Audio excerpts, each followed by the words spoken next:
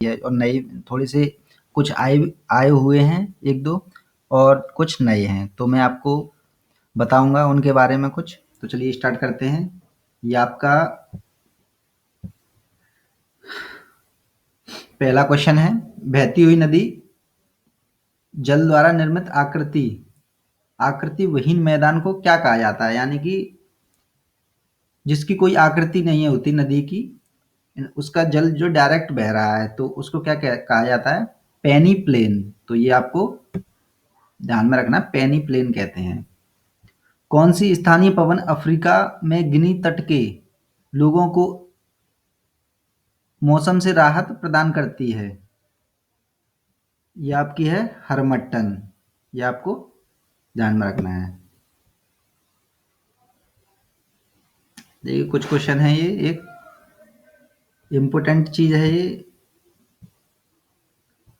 ये है आपका मैक्विस नामक झाड़ियां जो हैं भूमध्य सागरीय प्रदेश में पाई जाती हैं। तो ये आपको ध्यान में रखना है। अभी क्वेश्चन आ जाए मैक्विस नामक झाड़ियां कहाँ पाई जाती हैं? तो भूमध्य सागर में। तो ये आपको बहुत ही ज़्यादा इंपॉर्टेंट क्वेश्चन है, सिविल सेवा में आने की ज़्यादा चांसेज हैं इसके। और ये थोड़ा सा अभी विवादित भी रहा था, थोड़ा सा क्षेत्र जहाँ पर ये वनस्पति पाई गई थी, इस वजह से मैंने ये क्वेश्चन बनाए हैं आपके लिए। तो नेक्स्ट देख लेते हैं, ये सामान्य महाद्वीपों के किस भाग में मरुस्थलों की उपस्थिति पाई जाती है? ये आपको पता ही होगा, वैसे पश्चिमी भागों में पाई जाती है, क्योंकि उसका कारण है ठंडी जल धाराओं का बहना। यानी जहाँ ठंडी ठंडी जल धाराएं बहती हैं वहां पर वर्षा नहीं होती, और वर्षा नहीं होगी तो मरुस्थल बन जाएंगे। और ठंडी जल धारा आपको पता ही होगी, जैसे ये मान लेते हैं ग्लोब है,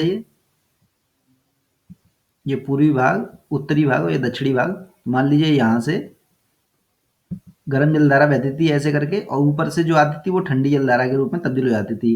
यानी ये महाद्वीप मान लीजिए कोई ये वाला, तो महाद्वीप का ये पूर्वी भाग हो गया, ये पश्चिमी भाग हो गया।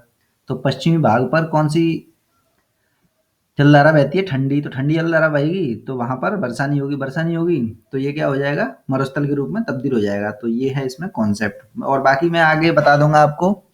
आपने मेरा वीडियो जो धाराओं वाला नहीं देखा होगा, शायद मेरा दूसरे चैनल पर पड़ा हुआ है वो वीडियो, तो मैं इस वाले चैनल पर उसे ले आऊंगा जब मैं आपको बता दूंगा। चलिए आइए नेक्स्ट देख लेते हैं। देखिए ये कुछ क्वेश्चन है जो कि इम्पोर्टेंट है। किस देश के, एक सेकंड,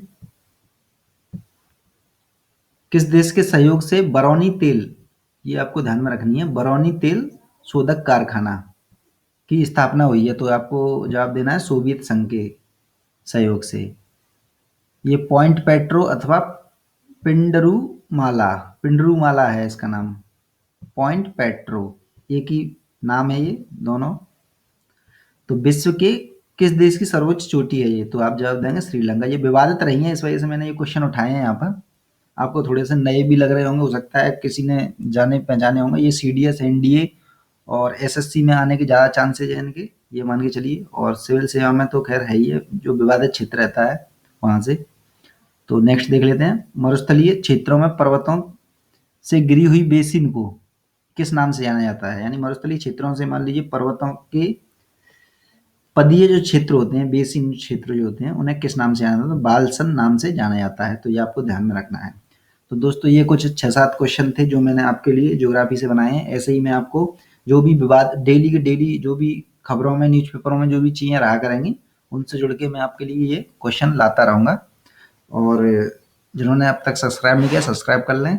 सब्सक्राइब करने से आपके पास निरंतर वीडियो आते रहेंगे, और मेरा जो करंट के वीडियो भी आते हैं, और ये भी एक तरह से करंट ही मान के चलिए। ये विवादित रहे हैं एक तरह से मामले, या फिर चर्चा में रहे या न्यूज़पेपर में रहे, इस वजह से मैंने ये आपके लिए निकाले हैं। क्वेश्चन थोड़े हैं लेकिन आपके लिए एक तरह से ये बहुत ही ज़्यादा लाभकारी सिद्ध होंगे। तो देखते रहें। धन्यवाद।